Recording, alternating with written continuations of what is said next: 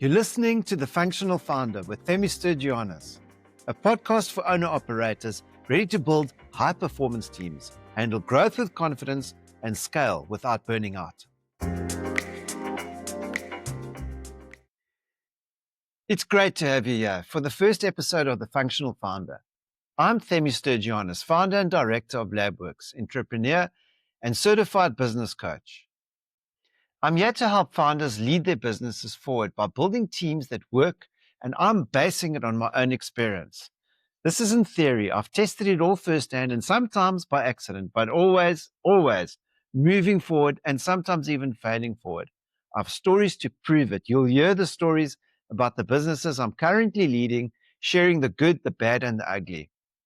I've been an entrepreneur for many, many years and running many businesses from pizzerias to real estate to online social media websites that took me all over the world to licensing our technology to different countries.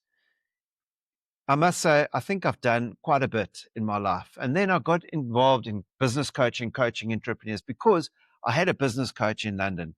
And this business coach did tremendous things for me.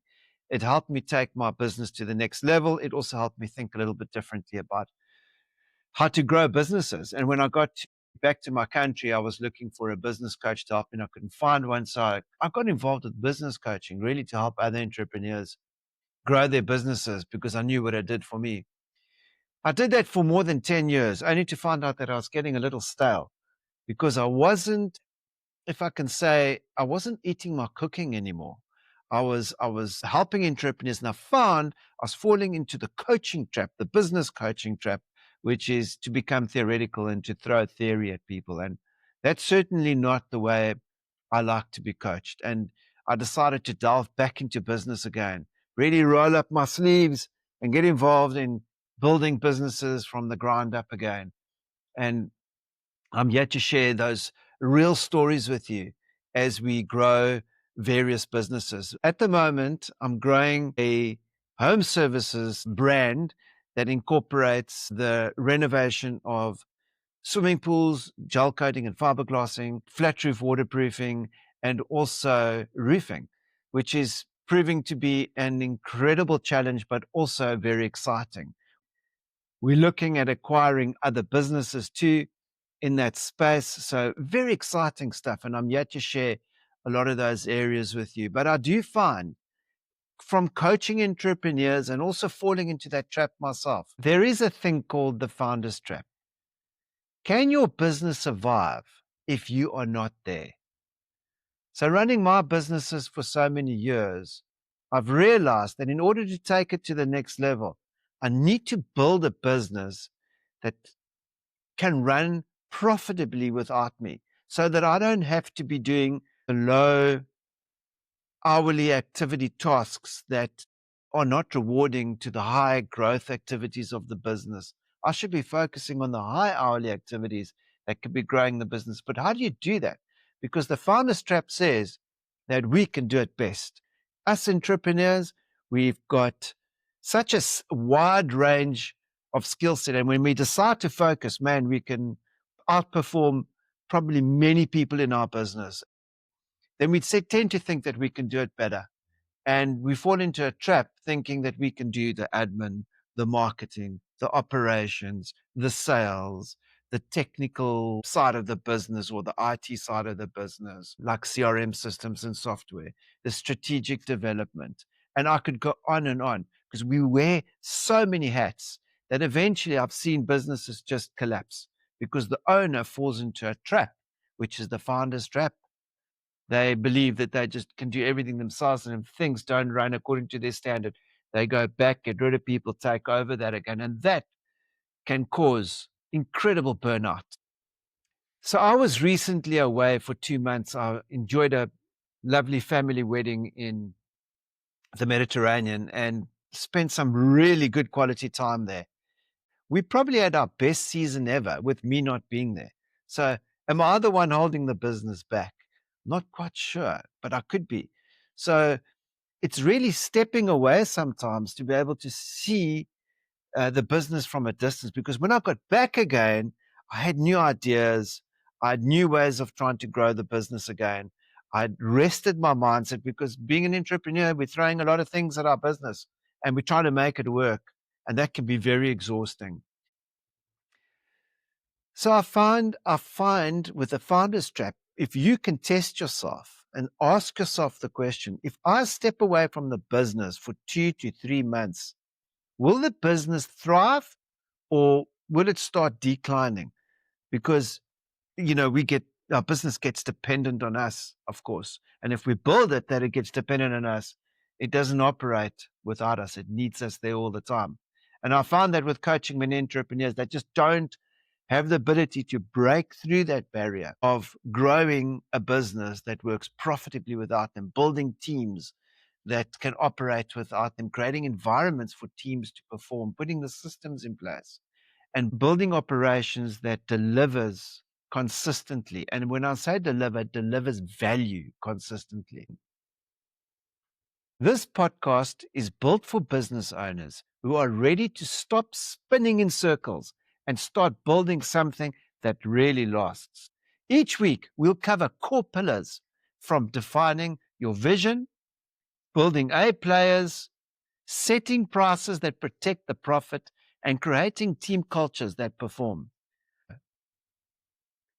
Some of these pillars are alignment over everything. Imagine two big arrows pointing in one direction with little arrows in between, inside those big arrows. If those little arrows are pointing all over the place, you're destroying your business. We need to get those little arrows pointing in the same direction as the big arrow. And once that happens, you've got a business that you can build up momentum. The other core pillar is A players.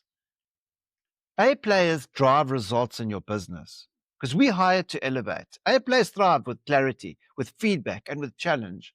And we find them, we fast track them, and we do as much as we can to protect them. The other pillar is systems, and that's built for freedom.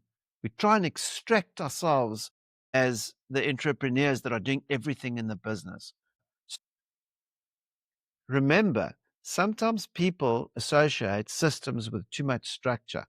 Structure does not kill creativity, it unlocks it. Especially us as entrepreneurs, we do need a little bit of structure to free us. Dashboards, job cards, weekly meetings and coaching, and systems that create a space for us as leaders to thrive and to lead. It can create an environment that attracts A players. So why wouldn't you do it? If culture can create a competitive and a sustainable competitive advantage, and it can create an environment for your people to perform, and it can create a playground for A players to feel wanted and to feel like they can perform as well, where we can attract them. That is what we want to do in businesses. And often gurus get that wrong. There's a way of doing it, and I'm testing it in my business, and I'm going to share that with you too. Another pillar is execution. Relentless execution beats good ideas, period. We want to be able to deliver operational excellence all the time.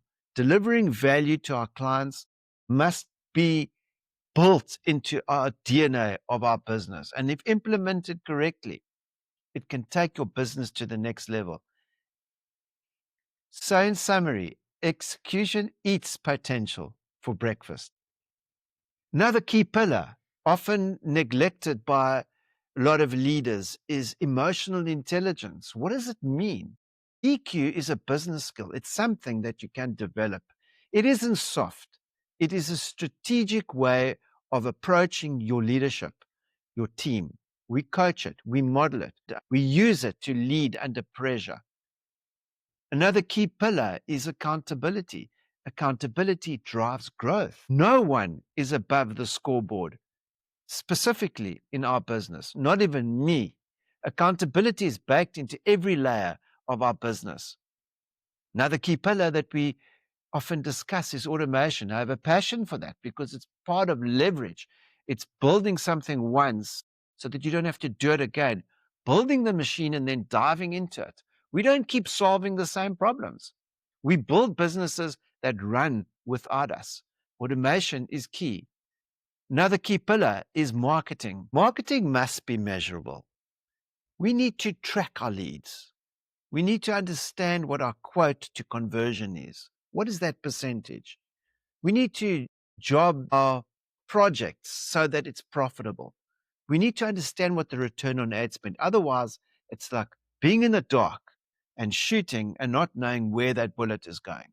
We need to have that clarity because clarity beats chaos. Leadership, one of the other core pillars. Leadership is a skill. It's not a title. It's not a title because we own a business that we automatically are leaders or because we get thrusted into a management position that we are leaders. Leaders can learn how to develop leadership skills. It can be learned and it must be learned. We coach weekly to give stretch roles and cut misalignment fast. We teach our leaders to teach and grow other leaders, build other leaders. That's our main focus. If you go into my business and you ask any of my leaders, what is your main role? They will tell you. My job is to create more leaders. Another key pillar is cash flow. And cash flow is first because revenue is vanity, but profit is sanity. You've often heard that, I'm sure. And cash is reality. We track weekly, we plan monthly, and we make no assumptions. Self-reflection is another pillar. Lead yourself first. Hold up that mirror. We need to keep that mirror in front of us because we create congruency by being good leaders and making sure that we are focusing on our energy, that we are building belief in our business and in our capabilities, that we are not scattered. And that because if we are scattered and we don't have that belief system, our team's going to feel it. We don't outsource leadership, we own it. And then, of course, vision. Vision must be lived. We don't just define our vision once. We revisit it. We share, we adjust, we align, and we do that most of the times. We try and do it every quarter, at least every 6 months. We bring it into our business where we're focusing on, hey, where are we going again? What's the big dream? What are we building here? Remember, if you think about Google, I remember that photo. It started in a garage and then it grew to this massive company. I'm sure the leaders didn't just say, are we going to stay in a garage all day?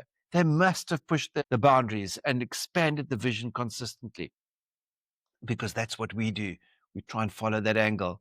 And then, of course, recruitment, because people are very important. Always, always recruiting. We're hiring not for roles, but also for potential A players, like heat-seeking missiles, looking for those A players where we can. And then another key pillar, people. People, people, people. People score too. There are two customers in our business. Number one is our people, and number two is the client out there. We don't just track profit. We measure our team morale and our client satisfaction because happy teams build a strong business. And of course, if our team are happy and they're looking after the business, they're also going to look after the clients. So all these can be summed up into a lot of areas, I suppose, but to bring it to the core, it's building a business that works profitably without you so that you can spend more time with those that you love, those important people in your life, that you can do the things that you love, and that you can create environments for other people to perform, elevating not only your business, but an industry. So what is the one thing that you can do as an owner this week to move your business forward or to the next level? The one thing. Download the show notes and identify one area where your business needs the most attention. We're getting to work, so get ready. Thanks for joining The Functional Founder. This podcast grows through you, our founder community. Please share this with someone who needs it and click the subscribe button.